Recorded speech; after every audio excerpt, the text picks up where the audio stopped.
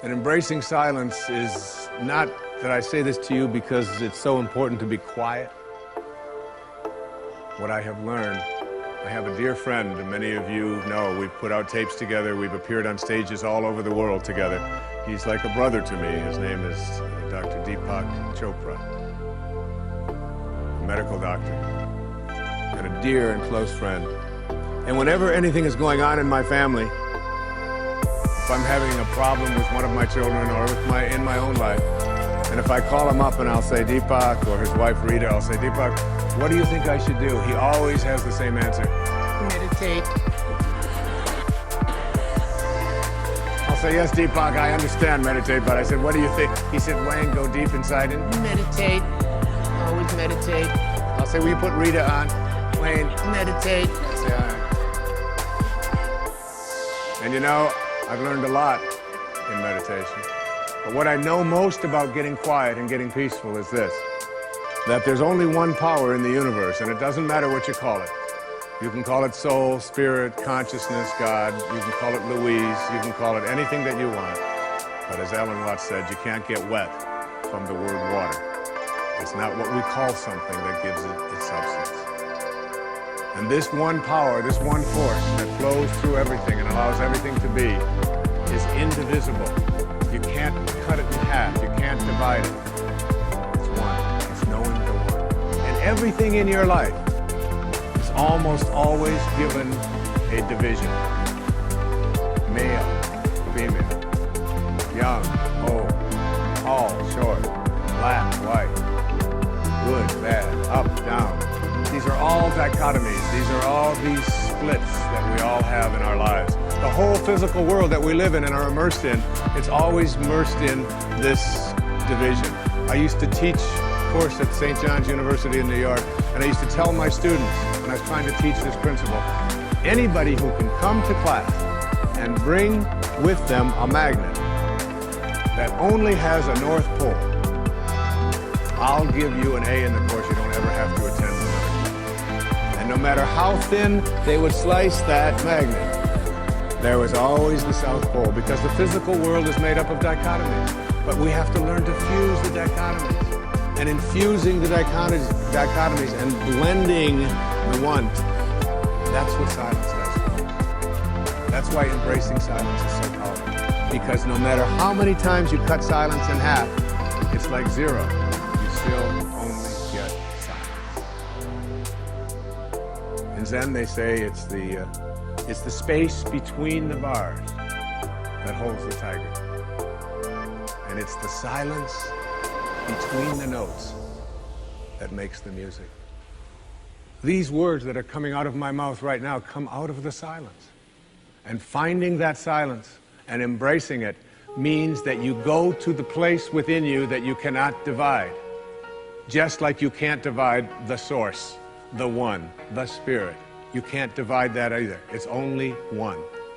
So when you go into your silence and you begin to practice meditation and you begin to make this a part of your life and embrace silence, what you discover is this is where you'll come to know your source. You'll make conscious contact with your source.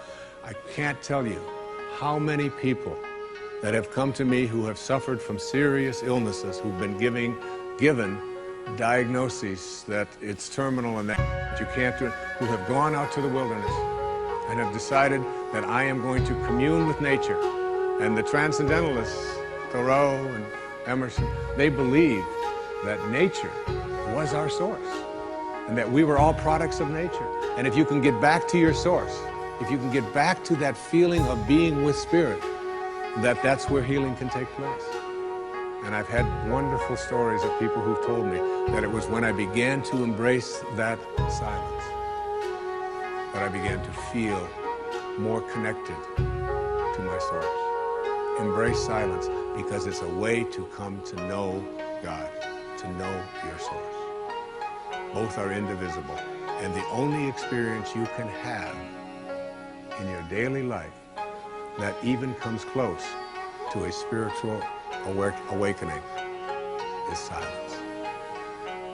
The next principle I call giving up your personal history.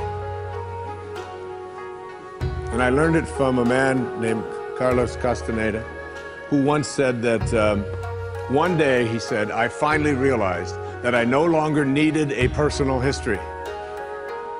And just like drinking, he said, I gave it up.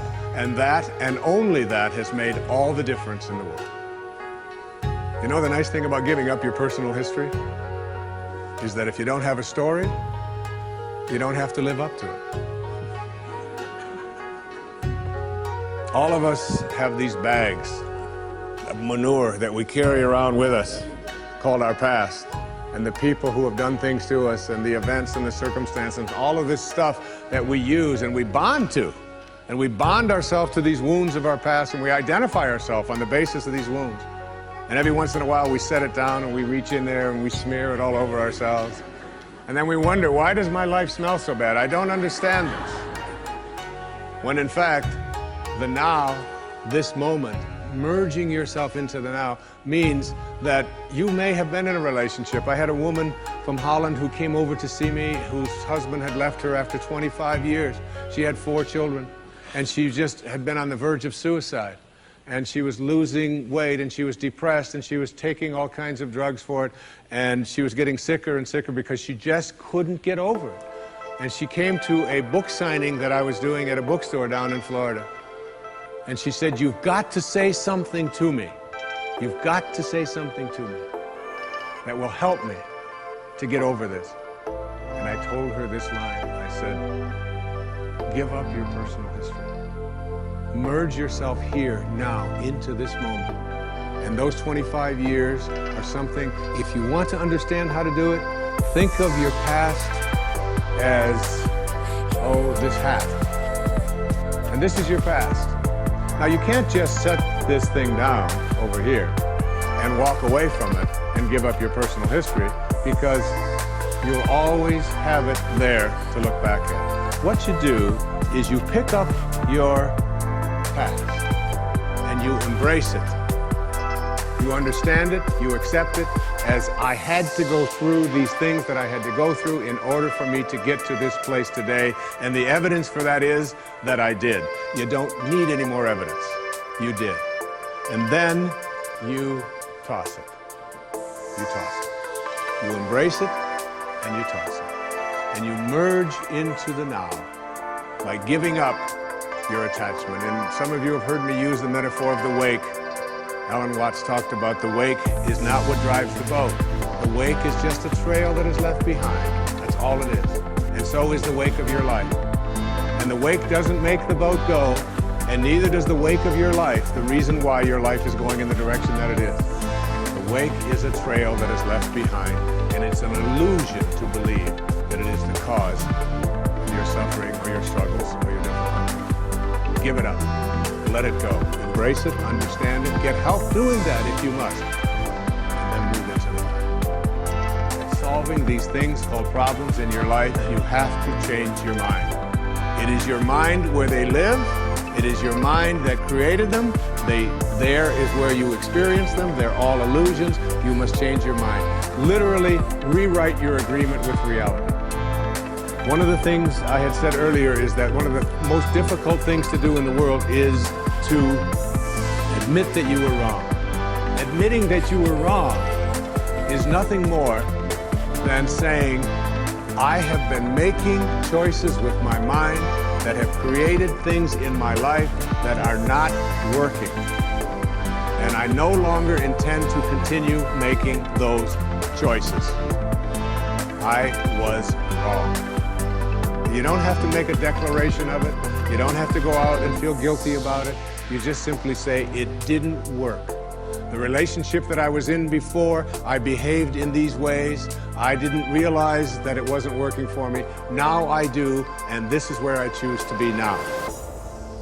The secret of a successful relationship is, to me, understanding that you put your attention and your energy in a person on what you love rather than what you don't love. Robert Frost said it so beautifully. We love the things we love for what they are. For what they are. Not for what they ought to be, not for what they used to be, but for what they are. So when you look into the eyes of a person you're in a relationship with. Whether it's your children, you catch them doing things right as much as you possibly can. That's oftentimes takes a lot of hunting, but you'll find it. And when you think that my relationship isn't working, remember, it's in my mind. What am I thinking about that person? And if I could just change my mind and put my thoughts on what I love about this person and keep them there, that makes the relationship flourish. And there are people who go through their entire relationship history with no anger, no hatred, no bitterness, and only love.